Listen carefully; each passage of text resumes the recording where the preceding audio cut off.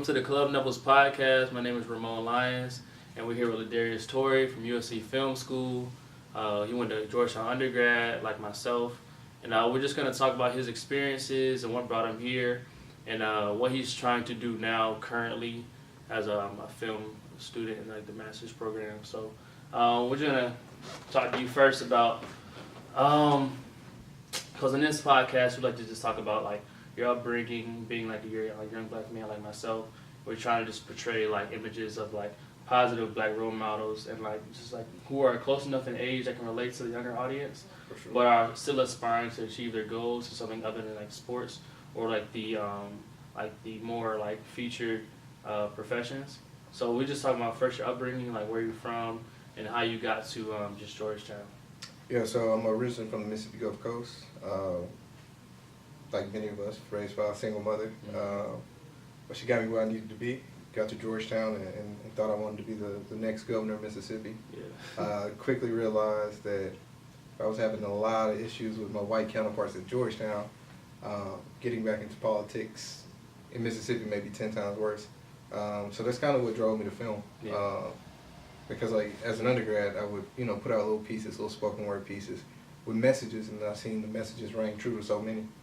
So really just taking those messages and be like, maybe this is a better route for me to affect, people like me. Cause I don't know, that's what Georgetown really taught me. Like, you can still have a voice, but you may need to change the way you're getting that voice out. And I guess that kind of what got me here. Just that voice and that message. So like you say, different portrayal. Yeah. What made you choose Georgetown specifically? Yeah. So it's actually funny. Allen Iverson. Like as a kid, I was a huge Allen Iverson fan. So I never really expected to go to Georgetown. I thought I would go to Ole Miss. I had a floor there, and I was pretty much set up there. Applied to Georgetown the early action program, just to get it out the way. I'm like, fuck it. Like, I don't know if I can say that, but but yeah. So I applied. It was like my dream school. Found out I got in. Even when I got in, I was like, I'm from Mississippi. I'm not going all the way up there. But yeah, I went, visited. They told me what my financial aid package would look like. And I was like, you'd kind of be stupid not to go. Exactly. That's the same thing with me. Yeah, it was just an opportunity you couldn't really turn down. And I joke with my mom all the time about this, but that was really the biggest blessing ever.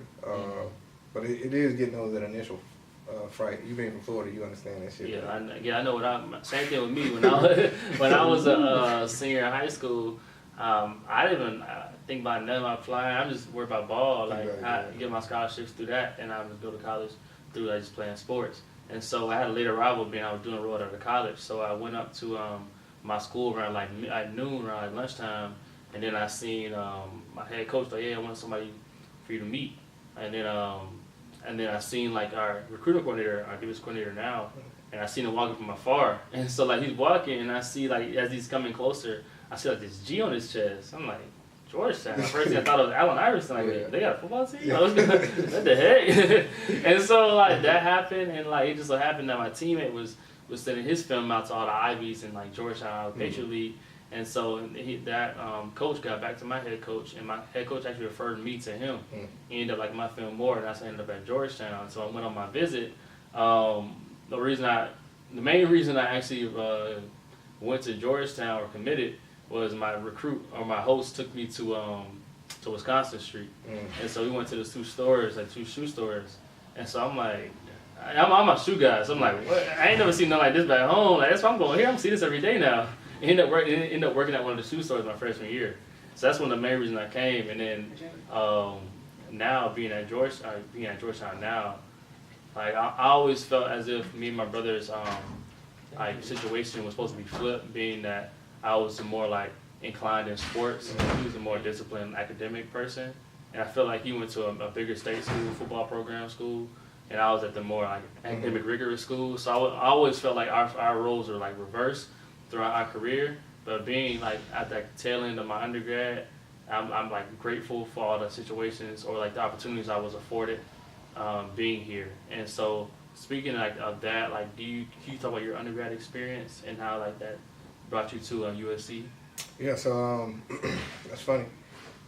But I would say undergrad at Georgetown completely changed my perspective on life. Like as far as, I don't know, it's one thing to say, you know, you can achieve if you believe this, that, and the other, but to actually be in front of it and be like, okay, I can set this goal and I can go get it. Like, it's different. Like you learn that at Georgetown, especially coming from my small hick town in Mississippi. It's like, not only was I able to get to Georgetown, I was able to flourish at Georgetown.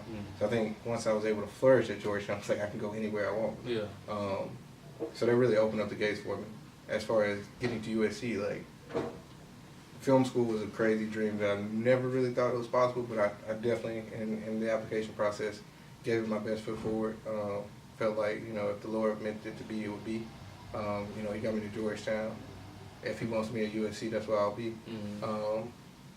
So I took that approach, but I think Georgetown instilled that confidence in me that, I don't know, the gall to even be able to say I'm gonna apply to this school, or this is what I'm gonna do, and say it and able to go make it happen. I think that's the difference. Yeah, and speaking of like the your experience at both schools, being like you're in like your second year in this program now, like what are like some of the differences being like the West Coast and like the East Coast? Yeah, I think a big one for me is the community I found at Georgetown.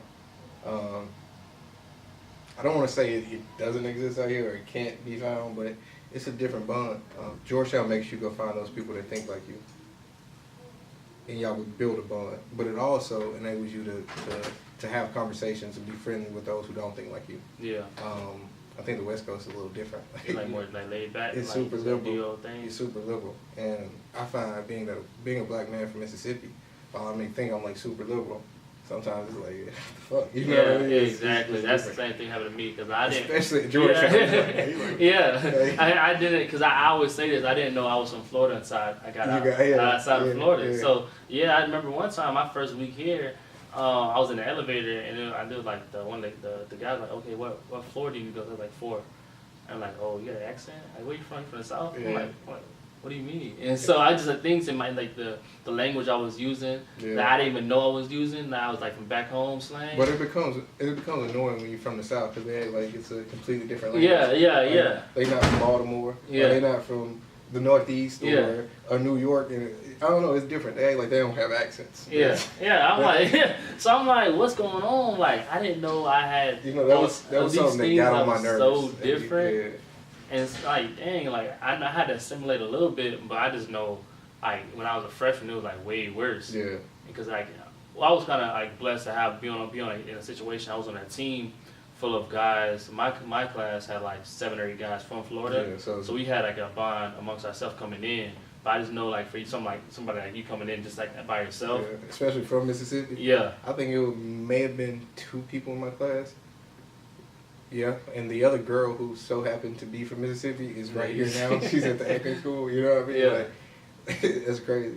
Yeah, so, like, for, like, film, how did you get into that? And, like, were you ever pushed towards that as much as other avenues for, like professionalism? You know what? I don't think anyone ever pushed me towards film. It's funny because actually in high school, I busted some ligaments in my neck, my C1 and C2 playing football. So once, you know, go through surgery, go through physical therapy, I still wanted to help the team, and I would film for the team. So I always was around cameras, but I never took it seriously. That wasn't until freshman summer going into sophomore year, Michael Brown happened in Ferguson, Missouri. And so once that happened, I don't know, you know, I wanted to get a message out, but I didn't know how to get a message out. And so I turned back to film. And once I turned back to film and realized the message I can get out with it, I was like, shit, this is what I'm supposed to be doing. Yeah. So senior year, I didn't spend any time, you know, studying for consultant work or preparing for Deloitte or getting ready for TFA or, you know, many of the things that Georgetown students do. I was literally just trying to crank out projects and figure out how to make this dream become a reality, so to speak. And for me, I just felt that USC was it. Okay. But yeah. So, like, speaking like the films you did, like, what are some of the projects you did undergrad? Like, what are some of the messages you were trying to portray? Yeah. So the first one, "And My Next," was pretty much a PSA to those who just inherently fear us, meaning young black males. So yeah, it was just kind of like, you know, am I next? Like, am I the next person to be shot? Yeah, speaking of like the anxiety you feel, exactly. as if like you're gonna be like the next person on the news. And exactly. Stuff like that. Just for, you know, being perceived as threatening. Mm-hmm. Even though you may not be a threat to anyone, you're Yeah. perceived as a threat, which makes you a threat. So again, that was my first film, and it kind of woke a lot of people up on campus, and I seen the power that it had. I would say the next big one was Brochure Brother, which again addressed the microaggressions and the many mischaracterizations that we have to deal with going to the PWI. Yeah. It's like, you know, we have to deal with shit that we just shouldn't have to deal with simply because we're young black and walking around Georgetown.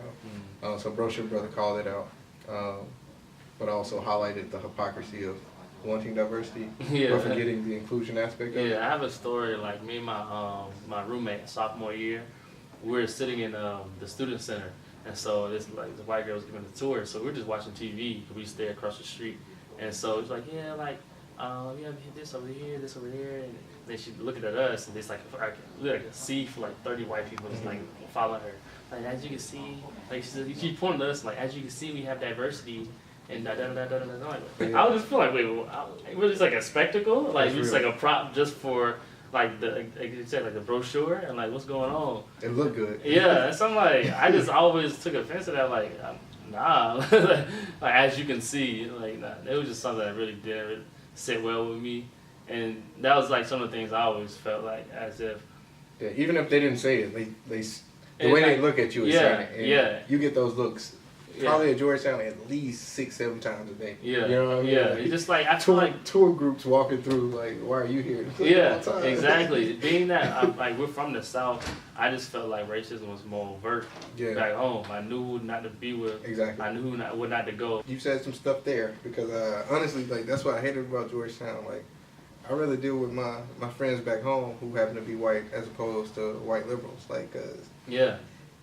It's a different type. Like, tell me how you really feel. I don't want to have to figure it out myself. Yeah. It's just like I just feel like it was more so like the ignorance was and like the perception they had looking at the media. Exactly. And like how they interacted with us and their microaggressions, being that they would rather like, it's always like, can I see your homework? Then I'm trying to compare. Yeah. It's not right, so like, why if it's not right, why you feel so confident turning it in? You know, it's good. Yeah, if you get caught up in that, it's easy to feel like you're not worthy of being there. So yeah, Brochure Brother, that's exactly what it addresses. Like, you know, we're more than just a face on a brochure, essentially. Like, And so you had like a third piece on like before you submit everything. Yeah, so I also did a documentary. So I did a documentary out in the city with a Boys and Girls Club out of Southeast. As I was learning in my film media, you know, studies classes at Georgetown, I would take that back to Southeast, and you know, that was cool. I developed a real relationship with the kids over there, and I also got to escape the Georgetown bubble. You know what I mean? Yeah, like trapping that. I did too. And I was around real people. Real people who looked like me, who felt like me, who grew up like me. They just so happened to be from DC. So yeah, that last film was just a doc of people exploring mentorship and access, because I think those are two things that are vital. You know what I mean? For opportunity, you need mentorship, you need the access. Yeah. You'll never see opportunity without those two, I think. Yeah. So speaking on those two things, like what are, I know for people that look like us, those two things, few and far between. Because I can speak on my life, being that I went to two different high schools, and I transferred at the end of my junior year to my current one I graduated from, and so being that they were just across the street from each other, essentially just down the road, like literally like 10 minutes away, but like the difference between like the access and the opportunities available at each school was so vastly different. It changed my perspective, and I greatly benefit the high school I went to for like putting me where I am right now. Because like I'm saying the opportunity because they're in a district that was close to like Disney or like Windermere or the rich part of like the county. You have to benefit from the taxes. Yeah, and just that like I was around like people who there's a different mindset of living. Their access changed their perception on life, and I didn't even know there was a word like this 5 minutes away from my house. You know, it's funny. We have the same situation kind of in my area. We have Pascagoula, which is where I went to high school, gave me hell opportunities. and we have Moss Point High. And I'm not saying Moss Point High is shitty, but they definitely don't receive as much money as my school district, even though they should. They're in the same county. And they definitely don't have the same access or opportunity. And that's not even, you know, objective. Like, you can look at the AP classes offered. You can, you know what I mean? Like, it's just so much disparity, and it's like, it's 5 minutes across the track. Yeah, exactly. Like, you know what I mean? It's 5 minutes across the track. It's crazy. And so I just, speaking on that as well, it's like, I feel like it's like a continuous cycle. It's like, they always say, oh, black people, if y'all were to do this, this, and this, then y'all would get that. But they don't understand there's a whole different system involved that made us to this point, and it's trying to keep us to that point. So just to create like the gap, or keep the gap of the status quo, the haves and the have-nots. So I don't know if you listen to Cole, but he got this line in a song that he says, you know, I understand that we make our own beds, but who supply these sheets with these cheap, you know, beds? And it's real. It's like, think about Georgetown and everyone around you that either went to a private school, a charter school, or a boarding school. Like, you know what I mean? Yeah, exactly. In our situations, especially down south, you know, you go to the school that you're closest to. Yeah. Period. Like, there ain't no questions asked. Like, and if you go to the good school, it's for sports. Exactly. So like, exactly. And if not like you learn anything about it. Yeah. If you go to the private school, you gonna 75% sport, 25% just show up in class. Don't make teacher mad. You gonna graduate on time. It's and then, they spoke about it at almost the Black Student Athlete Summit in Austin, Texas, and they were saying how in this book it goes into that. Speaking of, they just look at our black bodies and like things to use for sport or amusement. They don't look at like the black person. It's scary, man. Like I just watched the combine last week, and the way they talk about humans. I'm not going to say black men, but the way they talk about humans is kind of scary. Like cattle, really. Like, exactly. It's steers. Like, you know what I mean? Like, look at the arms on him. Look at it's the way they talk about these athletes, and it's just kind of scary. Yeah. You know what I mean? It's scary. Like a new gladiator, really. They have a Coliseum, now it's called a stadium. Like, think about this. 2 weeks ago on Ole Miss's campus, the Klan had a rally.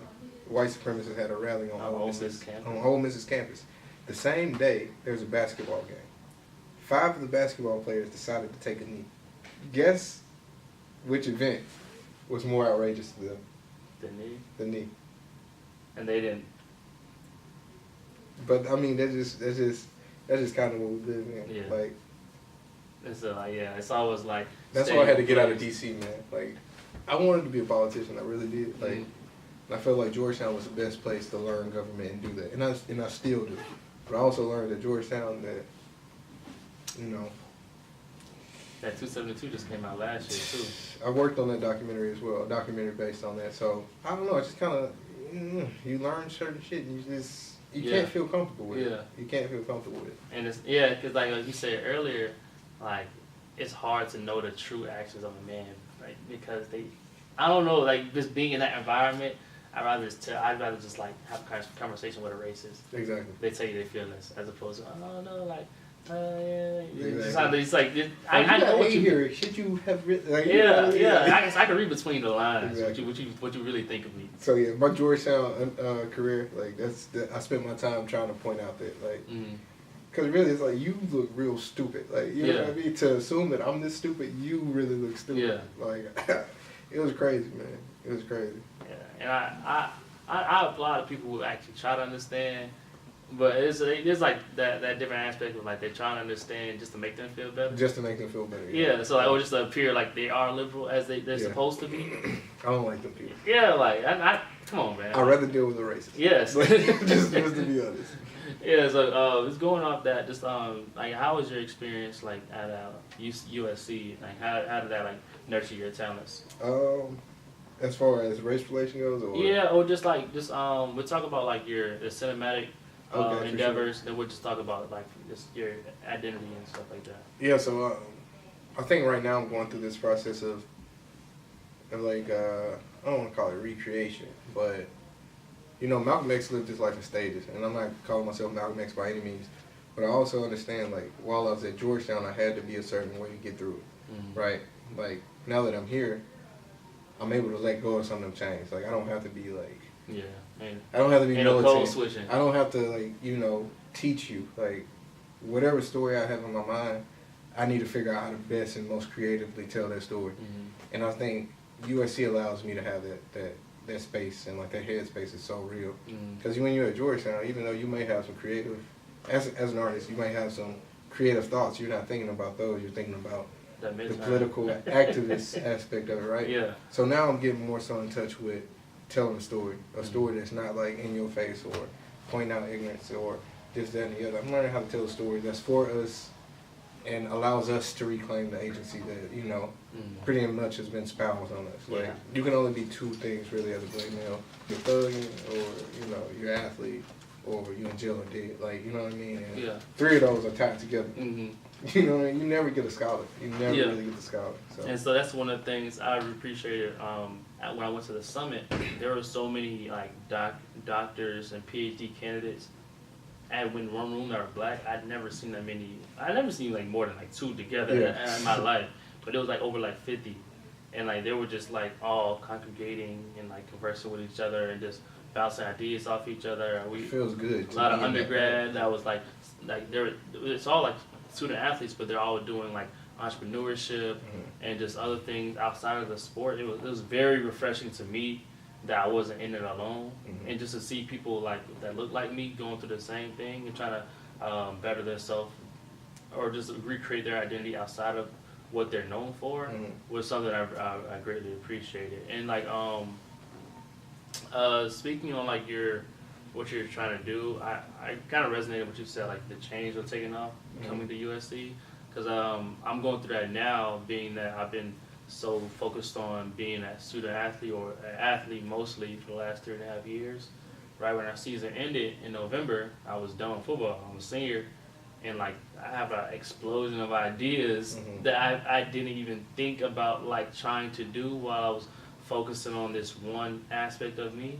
And so right now my mind is going a mile a minute because all these things or this like time that's like given to me now, being I don't have to go to practice anymore, that whole 4-hour block in the morning is free. I don't have to focus on like football practice or just like still kind of work. I'm trying to work out, but it's not in there. Like that, all those requirements are just taken from me. And it's almost like a part of me was like trying to re-identify itself, and I'm trying to fill those spaces with all those endeavors I had coming into the program before I got into Georgetown. So now I'm like focused on like cutting hair, trying to write a documentary film, trying to do events. I'm trying to like do everything I possibly can just to like find what resonates with me the best. And I feel like that's what I'm trying to talk to the younger kids now, being that they're in the same situation I was in, like the freshmen, sophomores, and juniors, and like the people coming into college, that like it is okay to give that sport your all, but you should always give that same energy into investing in yourself and other projects. And other things. I understand that. Yeah. I think, but in the same case, I think one thing at Georgetown that I got caught up in is it's like the feeling that you have to be a part of everything. You know what I mean? For y'all, you just don't have the time. Yeah. For me, I overextended myself, right? Like NAACP, BSA president, like I did a lot of stuff that I felt obligated to do that I just shouldn't have done. Yeah. You know what I mean? And I'm not complaining because I'm thankful for where it got me. But I think the things that I did at Georgetown that I care most about, like those are the things that I'm continuing. I founded a house with my best friends at Georgetown. You know, I still keep in contact with those guys, and we still got the house on campus with the film and media. Like that's something I'm throwing myself into. Yeah. But I wish freshman or sophomore year I knew how much I really loved film and media. You know what I mean? Like maybe I wouldn't have needed film school. Yeah. But why do you think you were you didn't pursue that early in your career? Was it like like you can like speak on your career before you got to college, or was there a correlation between just like being heavily involved in everything your first 2 years, or was it something before that affected like your choices or like the way you navigated through that? Well, I think in general, if you're smart, if you're a black man, there's really only about 3 things you're pushed to do, right? Like, you can be a doctor, you can be a lawyer, you can be an engineer. for me, I just happened to be the lawyer. I was always told that I would be an attorney. I would be an attorney, and that's something I believe. And I believe if you wanted to be important and if you wanted to make a difference, you have to be visible. You have to throw yourself in all this, and you have to take on all these responsibilities. But and being a lawyer requires you to do certain things and check off certain boxes and accomplish certain things for a resume, right? And film just didn't really happen to be one of those things. Yeah. But I think, like I say, over time, as I put myself out there in the film realm, I understood like that film has the power to be just as strong as policy, if not a lot stronger. That was my route. So it really was. I just didn't connect filmmaking as a passion until it was a little later in the game. Yeah. Yeah. Being that like both in the South, like I know like for people in like around like my neighborhood that they don't really they can't really see outside of like what they see on TV or in media. So when they pursue like what they see, like as opposed to like the only idea of an entrepreneur is something in entertainment. Yeah. And I know film is a part of that, but there's a whole different like side of it. Yeah. Because like Chris Rock, and knowing that like the production or just different avenues, it's like something that's not portrayed that they can make a lot of money in. And I just know I cut somebo's hair I want to say a couple weeks ago, and like he's an immigrant like from like China.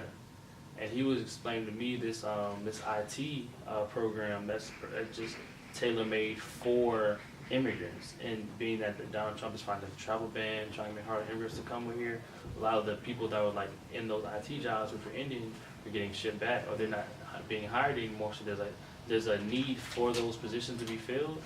And what the immigrant would do for $80,000 is now being offered to the Americans for $120,000. And so that labor force nobody knows about, and then like people like him are coming in. They have that knowledge. His cousin is over the program being ran, 6-month program, 4 months you learn how about coding and stuff, and 2 months is just for interview prep. And so they place you after the prep. You do the interviews, pass the flying colors, and they place you in situations like they can make you 6 figures off rip. What you gotta know those people. And you do not. Yes, I just met him. He found my book scene. I cut his hair in our conversation. He's 21 years old. He owns a car, has his own place. Older brother's 2 years old. He's married. Can work 6 figures. And just based off that, those things like he was telling me how he worked there, just all these situations to where I would never be able to access those. He worked for Alibaba. He was able to save up $60,000 a year just to move on his own. He was like 20 years old. 20 years old doing these things. He said he lived in 3 different countries. He knows 5 different languages, and just that being able to be in those different environments, I feel that benefited him a lot. That's why I always stress. Exposure is huge. Yes, right? that's why I always stress like for the young kids that they have to find a way to, if it's like staying over at your friend's house or like meeting new people. Like the best experience I've found is being with a friend. I feel like a good friend will take where money can't. And so those things, like even now, I'm like in Los Angeles, I'm staying with a teammate. I'm about to go to New York, I'm about to stay with another teammate. So those things are given to me just off the exposure I was found with the relationships I established. And so that's I always stress to like the younger kids that always try to extend yourself outside of your comfort zone, because in doing that, that's the only way you'll grow. Yeah, you gotta push it out. Right? Yeah. So is there anything like that you would say to the 18, 19-year-old who want to go into college? He hasn't really experienced anything from a different place. He's kind of like anxious on what the next chapter is, and he doesn't know what to do. Like, what is anything you would like tell yourself when you were that age? I would say be comfortable, be confident, but also have an open mind, right? Like they say, closed mouths don't get fed. A closed mind doesn't learn, right? So you have to be able to, like you say, put yourself in positions that you don't necessarily find most comfortable. Yeah. I think you also got to understand that, you have a place at whatever university that you're there. Because if you're there, then you don't have to pull a seat to the table. It should be there for you. Like, you are literally there. Yeah. There's nothing you have to prove to anybody else as far as you being there that you should be there. I think if you're in those spaces, then you're there. And I think that's especially hard for us because we see so many of them that you just naturally feel like that you aren't supposed to be there. And then the ones that we do see that's like us may not be like us. Yeah. As far as socioeconomic status goes, but I think you just got to be confident and comfortable in knowing that where you are, you're supposed to be. And that's probably the best advice I could give to anyone. Find your passion, go hard, and make it happen. Like, you can't really make excuses. You just got to make it happen. Whatever it is that you want, you just got to make it happen. So, yeah, that's true. That's about it. All right. Well, that concludes this episode of Club Nevils Podcast. My name is Ramon Lyons. And